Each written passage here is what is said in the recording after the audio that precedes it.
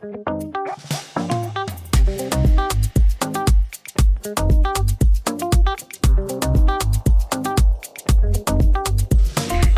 everyone, and welcome.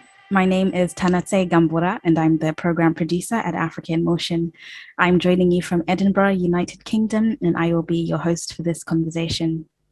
African Motion is an annual African film festival taking place in Scotland, consisting of film screenings and complementary events.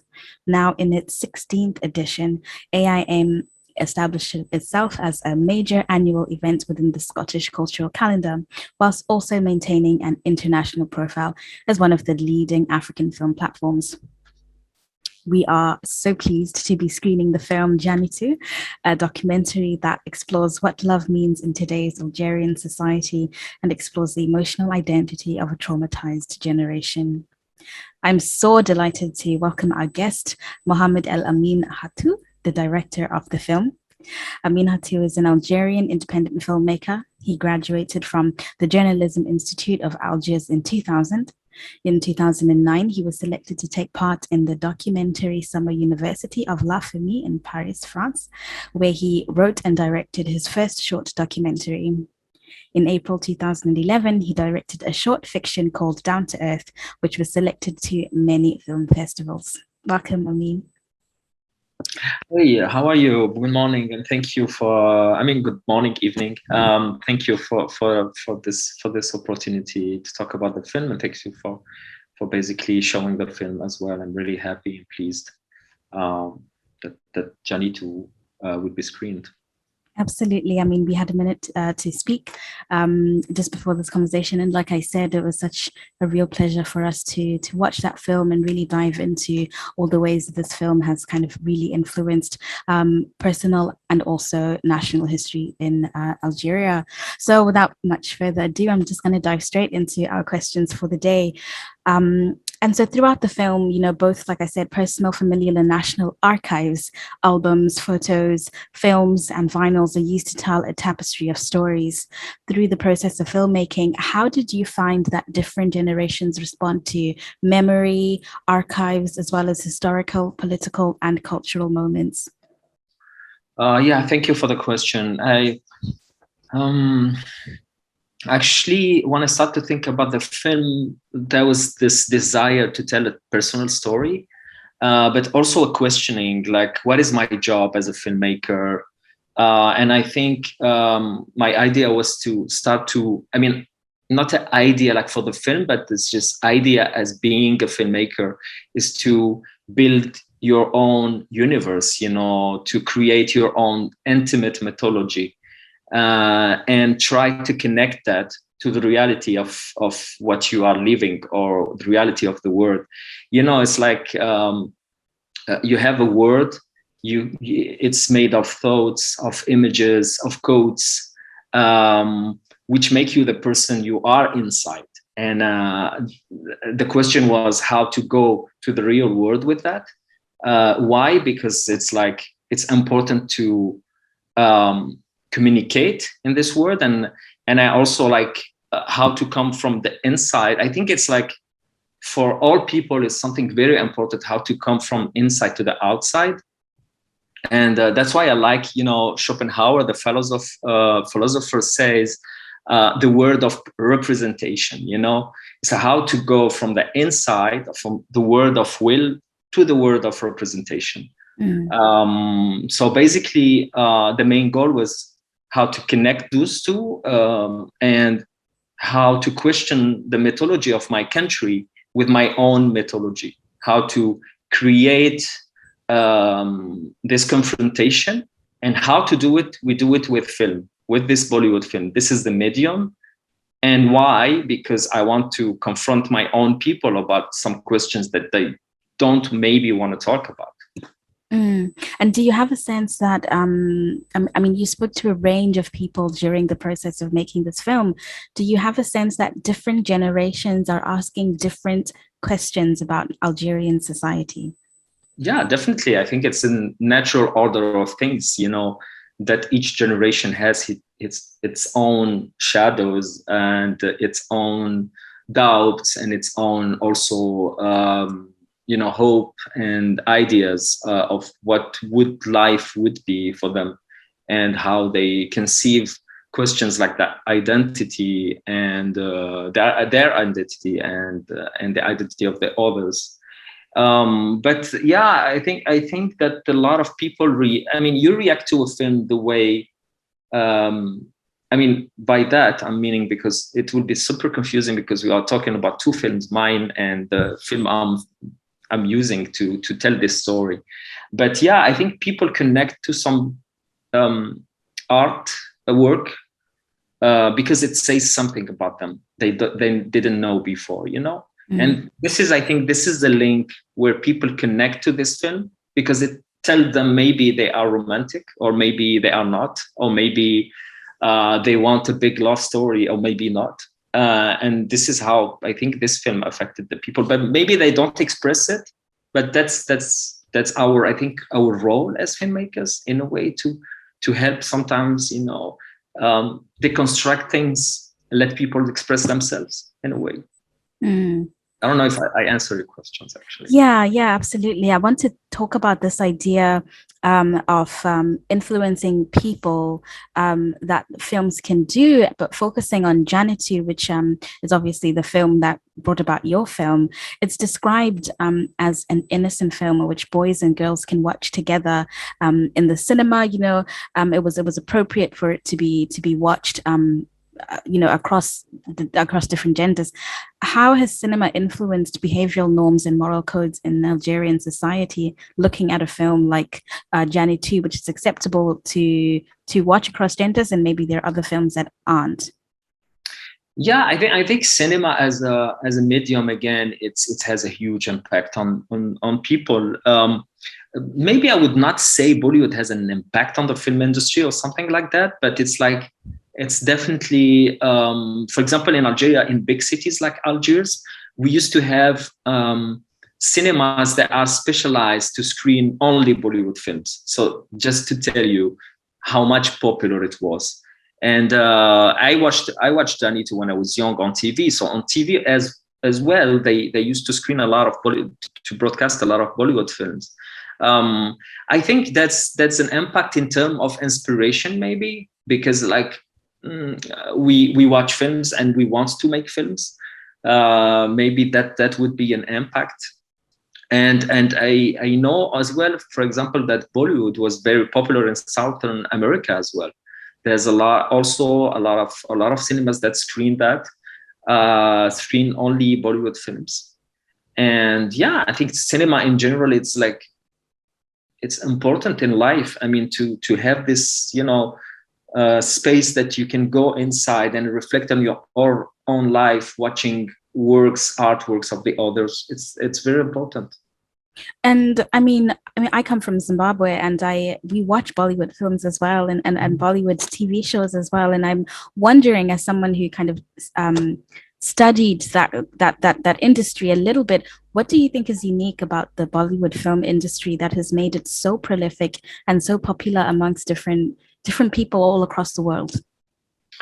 Yeah, I think it's the storytelling. I would say is like a different storytelling than when you compare. You have some big industries in the world, film industries. You have the Hollywood industry. You have Egypt that has outstanding content of films, images, and it's each one has his own storytelling codes. And I think maybe in Algeria we used to love Hollywood as well, and Egyptian film as well. So I think it's like Bollywood, there's something about, I would say, something really between drama and not comedy, but drama and happiness. I don't know, something that flowed between the two. How they goes from a dramatic situation to a dance. How they express the trauma, maybe the drama, through an artistic performance, which is dancing. Maybe there's choreographies, colors, everything. I don't know. I think this thing, because of the music as well. I would say. The music is very important in Bollywood films. I think that this also might be a great aspect that of attracting people to watch those films. Yeah. But yeah, I'm not an expert, but that's just my own. No, I think that's a really keen observation. I noticed that, with Bollywood films, there's a real creative energy, like you're describing, and a really aptitude, a real aptitude for storytelling that touches people's hearts, I think, and is relatable across cultures and across time periods. And I think that's really phenomenal. I want to talk about your film, Janitou, in particular, and the kind of filmmaking techniques that you've employed in bringing up this narrative towards the end. There's this it's almost a performance, right, in front of a projector, and that has a real kind of surreal creative element to it as well that I really enjoyed. And I'm wondering if you can share a bit more about your approach to the filmmaking and the creative storytelling that you wanted the film cinematically to convey. Yeah, it's a good question. Thank you. I think it's my first film, so my first feature film. So I was experimenting. Congratulations. Thank you. So I was experimenting a lot of things basically. To be quite honest, I didn't have a great idea of how to tell this story from the beginning, but it came by doing the film. It was like continuous writing of it in a way, but there was elements that, for example, appeared in the beginning. For example, the dance scene at the end. It was from the beginning, and it was completely improvised because we were just filming a cinema, empty cinema. The idea was like, okay, let's go to an empty cinema that is not working anymore, and we convinced the owner to open the doors for us without any authorization, anything. And we went inside, and it was magical. And we asked the guy if we can screen Janitou there, in the Bollywood film, not my film, which is not his name. The name of Janitou, I mean, this film, it's Agale Like Ja, which is not Janitou, of course. Yeah. But this is another element of how people reappropriate cultures of the others, and it's in a nice way. So we went inside, and we want to screen the film just to shot images of the film for my film. And then I don't know, instinctively I went on the stage and I started to dance. And I thought that I wanted at that moment to be part of it in a way. And this is why we kept this scene at the end of the film, because in a way we merged together. And that's why we did that. And so for the other elements, it was also like some ideas came before the film we start to shoot. Some ideas came in the while doing the film, and some ideas came with the editing, of course, because here it was also the last writing of the film. And with my editor Anita Perez, we discussed this element a lot, how to balance those moments with the actual reality of the film, like my reality as a film, as like in my mind, thinking about how to do the film. Because because I am in the film as well, it was like there was two characters of me. There was a duality of me doing the film, but me also having this naive quest. Because I start this quest by, okay, I want to look for the film. I want to have this copy of the film. I want to screen it. That's the naive part. Naive quest that transformed in a way that we wanted to build it. That this naive idea to look for the film is transforming. It's evolving slowly into a real intention. To why I am doing this film. And this process I have been through when I was making the film. So I wanted to put it in the film as well. I don't know if it makes sense. Yeah, absolutely. Yeah, I really like this idea of bringing new artistic vocabularies into the actual, physical space of a cinema. You talk about entering this cinema, this empty cinema, and just being compelled as the film is playing to just move. As an artist myself, I really resonate with that idea of like how do we engage with the work that other people make and find our place within that work. So thank you for sharing that. My next question is more about, so your film, Janitou, focuses a lot on the history of cinema and its impact in Algerian society. And one of the comments I found really interesting that someone brings up is that they say in the 90s with terrorism, cinema was dead. And that was a really that moment made me stop and think about the implications of that comment. And I'm wondering if you can share anything. What would you say is the relationship between cinema and political instability in general, but maybe more specifically in the context of your film? Yeah, thank you. I think it's like cinema and political instability. It's also maybe the idea that in time of conflicts, the first to be threatened are the people who are in the art. I mean, it's culture and art, because it's became suddenly a stake, Why? Because it's make people express themselves, and we don't want people to express themselves when we are in a conflict. We want to, act and do, not discuss.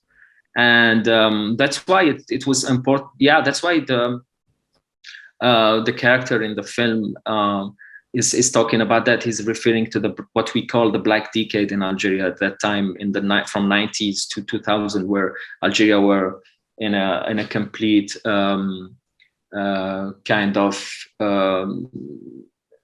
conflict, armed conflict, and where the people were threatened every day. And yeah, that's why he mentioned that, because the religious radical groups that were doing that were taking part of the conflict, they are also thinking that cinema is evil, and that images are not allowed, and they also, that there was also, I think, a real intention to put people in a place where without light, I would say. And so that's why it became a stake, I would say, cinema. It was like, we need to shut down this, because because also for like an ideology, but also because, yeah, again, like this is the first thing that you hit when you want to win a war, I guess. And censor people. Sorry? I said, and censor people as well. Like censorship, yeah. Yeah, like censorship as well. Definitely, it's like I'm putting the same on practically the same level of the desire to not let people express themselves. That's why cinema is dying.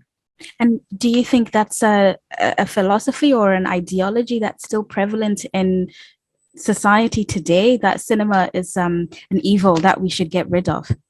No, I think people watch film every day, and every day. I mean, in at least, I know that in Algeria people love films. That they want. There's a desire to watch films. I'm just saying that sometimes there is some forces that don't want. I mean, of course, if you watch the Avengers, all good. No, it's not political. It's cool. It's not talking about your society. It's not confronting you with your own shadows. So it's okay. There's no problem with that. The problem are with films that question your own country, your own identity, put you in a place where you need to question that. I think, yeah, a lot of people are afraid of that, I think. Yeah. Because it's threaten their power. That's the only thing. But I mean, one of the things that I really liked about the film Janitou is that you make space for people to express themselves and how they really felt about the things that were happening around them at the time. Janitou was kind of a cinematic sensation in Algeria. And so I really enjoyed listening to the radio interviews about all the ways in which the film touched people's lives. I'm wondering what some of the findings or the stories that you heard throughout this process that really really surprised you or were memorable to you, and if you can share them. Yeah. Actually, it's I will share them in a way maybe that will tell you something about what is documentary filmmaking, because I think it's really an important thing. It's like when we went to shoot the scene. I think it was the first scene that we shot for the film.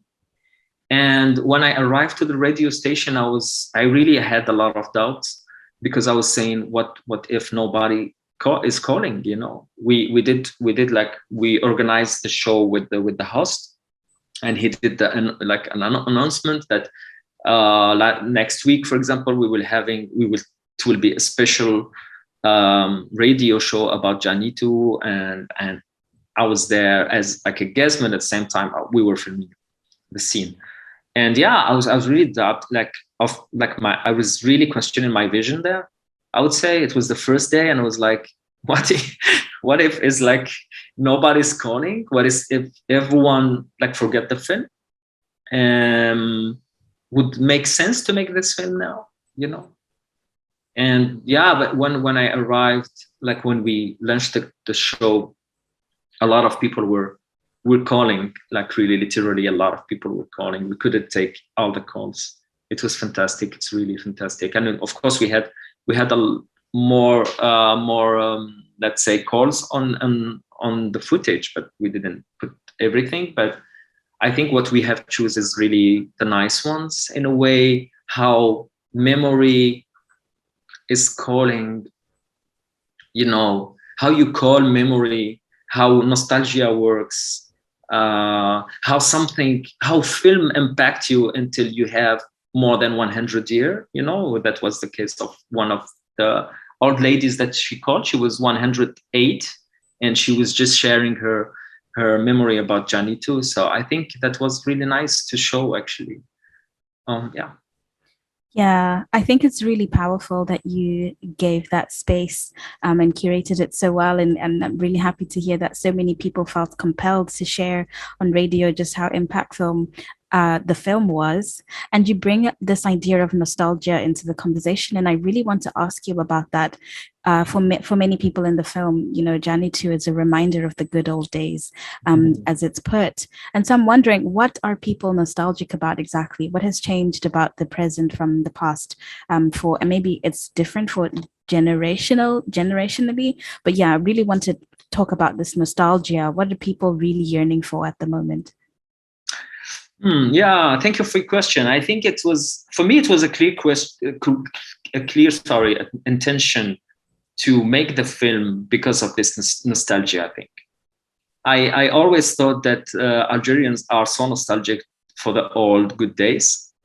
I think it's not the case only of the Algerian people. I think I've been in so many places where you feel that. Maybe, I don't know, maybe now I would not do any like comparison or stuff, but I think I've lived, I've experienced the same kind of feeling in a lot of countries.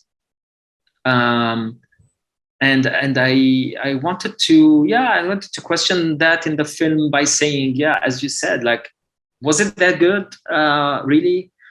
Why it was? I mean, those days was good? But I think personally that people are deeply connected to their childhood memories. Mm. When they think about like the past, they are connected in that moment.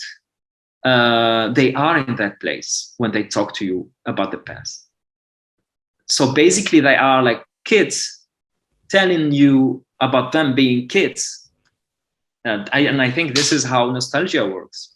Mm. Yeah, I think so too. This kind of reminiscing on a time where things were more simple, and I think life is much more simple when you're younger. And so many people actually talk about their childhood in this film, and how Janitou was part of that story of their childhood. And so I think thinking about childhood is definitely a huge part of that. So, in another interesting conversation about the Algerian Revolution and history making in the film, there is a comment made that I also found really interesting, that all films are falsified. What does this mean for you as a filmmaker? Yeah, thanks for noticing that. It's really important moment in the film, actually, because the film is also tackling the question of the official narrative, in fact, I think all the films that were produced by, let's say, the official authority in Algeria were films about the revolution, war against the against the French colonization. This is how we build the national narrative, because each nation needs to survive, especially after an armed conflict where your identity was about to be deleted.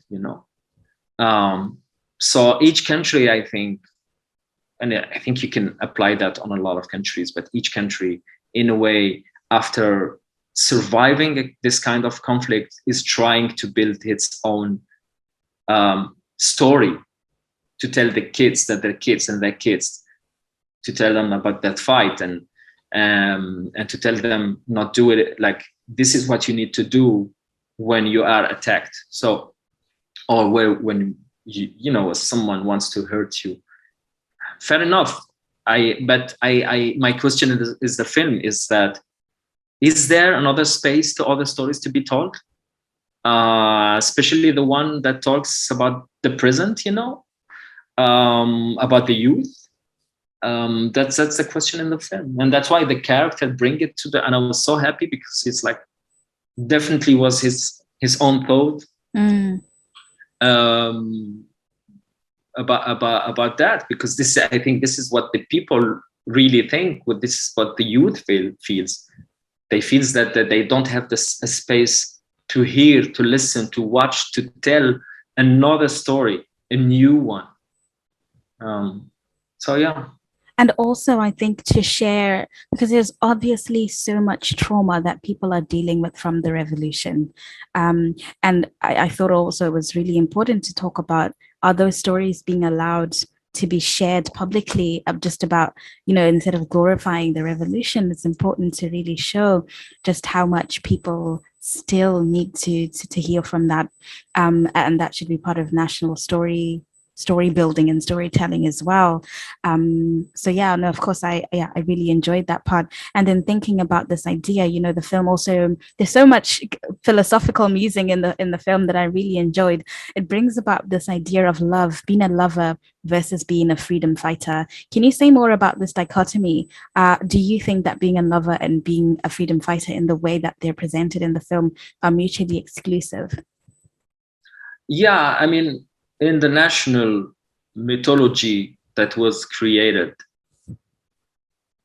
I felt like, personally, I felt when I watched those films that the people in the film are two archetypes of the man who sacrificed himself and the woman who is always crying for him. That's why I choose this scene, because the archive that I'm showing in the film, because I was questioning the role that was was giving to a man and a woman, to men and women, by saying you will sacrifice yourself forever for this country. The only love that you need to have is for this nation. And the woman, her role would be to cry. Of course, she can't be active, so she needs to be to cry for the loss of this man. And because when you watch films about war, and especially like Algerian films about war, there was no place for other things than the glorification of the fighters, of the fight. So in a way, I feel like it dehumanizing us as viewers, as Algerian people watching those films. We feel like those people, those people are fighting from A to Z in the film for the glory, and we never see them kissing or they're having so many they having so many exciting moments in the film, but there was never, I don't know, something happening. In a way, they were, I would say, taking their humanities from them for the just for the glory of the fight. That was my questioning regarding like really that again, my intimate mythology, me as a human being, as an emotional person, I mean emotional being, I would say, versus the images that I had since I was young about this is how to be a man, you know, Yeah. and And or absolutely. And I think that's why it's really subversive that you end the film on this question of love and this experience of love, instead of focusing again on this kind of tradition of glorifying everything that takes away that sensuous, emotional part of our being. So, and considering, that this is your debut feature film, it's an incredible feat, and really, I think, thoughtful, intentional filmmaking. And so, that considered, I'm wondering what advice you would give to young filmmakers working in similar cultural or political contexts as yourself. I mean, you go right into the archives of films that are no longer being screened, of cultural institutions that are no longer perhaps serving the community as they might have decades ago. What would you say? Is the one thing that you can share with aspiring filmmakers? I think there's love is in definitely in the heart of the film, but I think memory is in the heart of the film more. I think love, what I wanted to say, that's why I say emotional identity. It's like I'm just trying to meet people who are connected to the film. This is my red line, and ask them intimate questions about themselves, about love in a general way, about the love of the mothers. That's why there's always duels of mothers and sons. The relationship between mother and a son. Also questioning other things at another level. For example, the fact that the women that we hear, only women we hear in the radio station, and they are just voices. We don't see them. I also wanted to talk about this. It wasn't maybe the occasion to do it like fully, but for me it was also this. It can tell you something about the Algerian society where the public space is also like a place where men are evolving and not enough place for women. And that's why in the film I want with Anita, my editor, we thought it was a great idea to make all the calls in the radio station as women voices, because it's like something that exists, but in the same time you are not seeing. It's exactly what I feel when when I look at the society. But this is my point of view. There's a lot of elements. That's politics. When you do a film, it's definitely cultural politics, personal. Everything is melt in a kind of intention to tell yourself through a medium. That this time it was film, but there's always a little story that tells the biggest one. But I think I'm missing your question actually. I didn't answer your question, sorry. No, not at all. I think it's interesting that you bring that up. The question was about like what advice can you share with young filmmakers working in that kind of a context. But I think you've given context to the question, so I'd be interested to hear your thoughts. Yes, sorry. I mean, I think they should. I think, I never did a film school actually.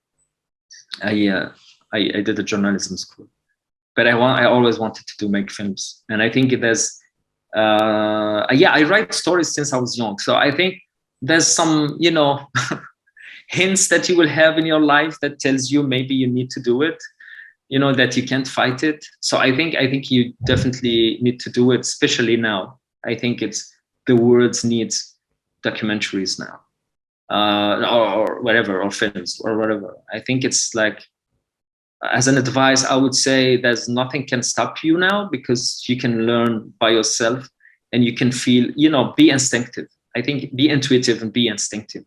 I think this is the basis of doing art and and making films, especially documentaries, really.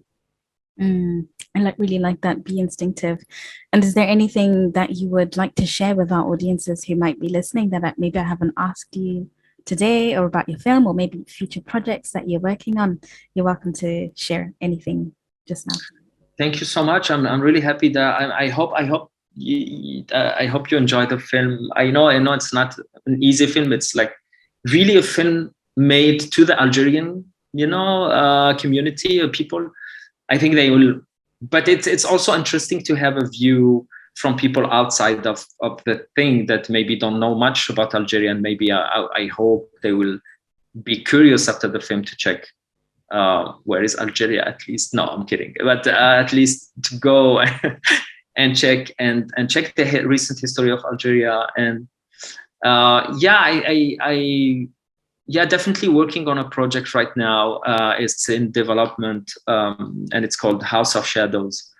And this is a project I'm doing with the same producer, basically, of my last film, and I'm doing with so Balem Ziani is my Algerian producer, Thomas Casque is my German one, and Emilie de Gongo, she's my French producer, and we are working like a team. We don't have much money, but and it's a story also about myth and colonization, colonization, and trauma. And I really wanted, after talking about Algeria after the independence, and let's say the official narrative, and how to deconstruct that, and trying to deconstruct that, I wanted to come back. I want to know more about my country, my identity in a way. I wanted to go back to an earlier era, and discuss this question of colonialism, which is basically still, I think, one of the most important questions that we should discuss as filmmakers. Absolutely. At least from Africa.